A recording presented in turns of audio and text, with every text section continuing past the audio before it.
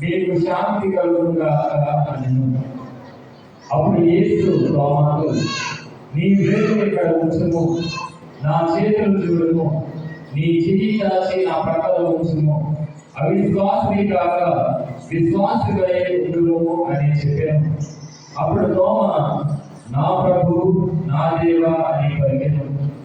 నీవు విశ్వసించినది నన్ను చూసిన వాళ్ళ కదా, చూడకయే నన్ను విశ్వసించు వారు ధన్యులు అని యేసు పలికెను. యేసు మరెన్నో అద్భుత చిహ్నములను శిష్యుల ఎదుట చేశాను.